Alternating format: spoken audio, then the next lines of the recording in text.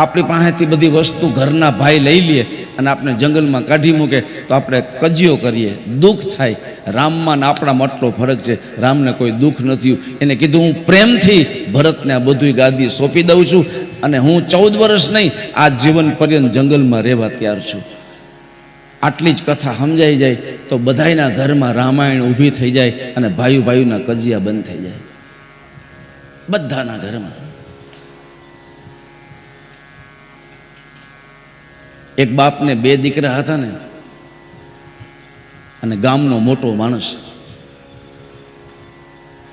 નામાંકિત. એને 2 દીકરા છે. 2 દીકરા જુવાન થઈ ગયા. 2 દીકરાને પરણાવ્યા. 2 દીકરાની વહુ ઘરે આવી અને એ મોટો માણસ રાજ દરબારમાં જાય એટલે રાજા એને બાજુમાં બેસાડે અને રાજાને એમ કહે કે તમારા ખજાને ખોટ પડે તેથી મને ટકોર કરજો. આટલો પરાક્રમી માણસ, ધનવાન અને પાછો સત્સંગી, રાજા પાસે જેની સીટ પડે એવો જ્ઞાની માણસ, ભક્ત માણસ, સુરવીર માણસ અને સગવડવાળો માણસ. ઘરમાં આનંદ હતો. પત્ની સારી હતી. 2 દીકરા હતા. 2 દીકરાને પરણાવ્યા. 2 વહુ આવી.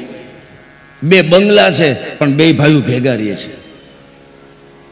હજારો વીઘા ખેતી છે પણ સાથે કામ કરે છે. દેરાણી જેઠાણી છે પણ બહેનોની જેમ રહે છે. સાહેબ, સમયના વાવાઝોડા ક્યારે ફરે નહીં કહી ન શકાય. ઘરમાં રામાયણ હતી અને એમાં બાપનું મૃત્યુ થયું એટલે 2 દીકરાએ પિતાની સ્મશાન યાત્રા કાઢી અને ઇતિહાસ એમ કહે છે કે સ્મશાન યાત્રામાં રાજા ભેગો ગયો હતો.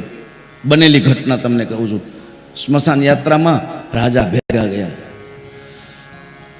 પણ જ્યારે ભડ મળતું બળતું હતું ત્યારે 2 છોકરાઓ ભાંગી પડ્યા અને રાજાના 2 ખંભા ઉપર માથું રાખી રાજા રૈડાને આશ્વાસન આપ્યો કે તમારો બાપ મૃત્યુ પામ્યો છે, મારો તો હાથ ભાંગી ગયો છે, પણ તમે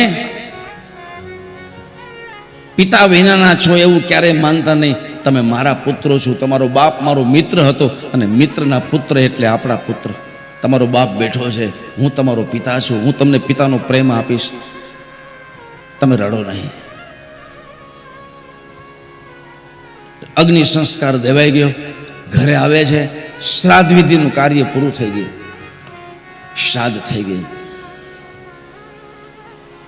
સમય જતો રહ્યો.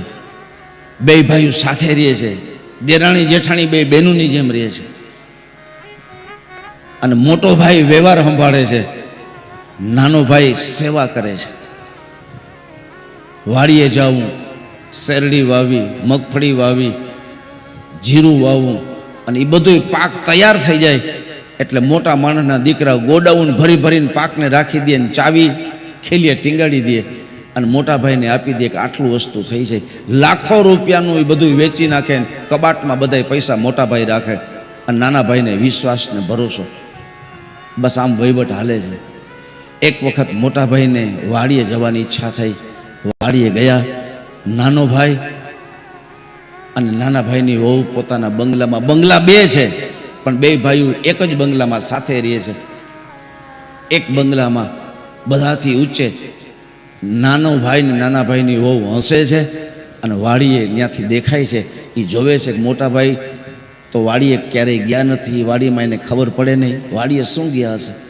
તો મોટા ભાઈ વાડીએ જઈને શેરડીનો સાઠો ઉઠાવ્યો, એના 2 ટુકડા કર્યા અને એક થળિયાનો મીઠો ભાગ અને પીછળાનો મોરો ભાગ, એ 2 ટુકડા કરીને 2 હાથમાં લઈને આવતા હતા. એમાં પોતાનો દીકરો અને ભાઈનો દીકરો, નાના ભાઈનો દીકરો અને પોતાનો દીકરો, એ 2 શેરીમાં આંગણામાં રમતા રમતા દોડ્યા. એ તો બાળક છે પણ કરુણા એ હતી કે મોરા ભાગ બાજુ પોતાનો દીકરો દોડીને આવતો હતો ને મીઠા ભાગ બાજુ ભાઈનો દીકરો દોડીને આવતો હતો. એટલે એને હાથની આંટી વાળી અને મીઠો ભાગ દીકરાને દઈ દીધો અને આ નાનો લક્ષ્મણ જેવો ભાઈ, ભરત જેવો ભાઈ જોઈ ગયો અને દડ દડ રડવા લાગ્યો. લાખો કરોડોની સમૃદ્ધિ મેં આ ભાઈને આપી દીધી. મેં ક્યારેય ભાઈ પાસે કામ ન કરાવ્યું. મેં એને રામ માન્યો અને એને બાળક ઉપર હાથની આંટી વાળી અને બાળક ઉપર આવું કર્યું. કાલ સવારે મારું મૃત્યુ થાય તો મારા બાળક અને મારી પત્નીનું આ ભાઈ ધ્યાન શું રાખવાનું છે? સાહેબ, બીજ ક્યાંથી વવાય છે એ પકડજો શબ્દ. માણસના ઘરમાં કુસમ ક્યાંથી થાય છે, એની શરૂઆત ક્યાંથી થાય છે, એને પકડો. અહીંથી શરૂઆત થઈ ગઈ, ગેરસમજ થઈ ગઈ. ખાલી નાની એવી બાબતમાં બે ભાગની હાથની આંટી વાળી, એમાં હૃદયમાં આંટી પડી ગઈ અને નાના ભાઈ જમવાની ના પાડી, મારે જમવું નથી.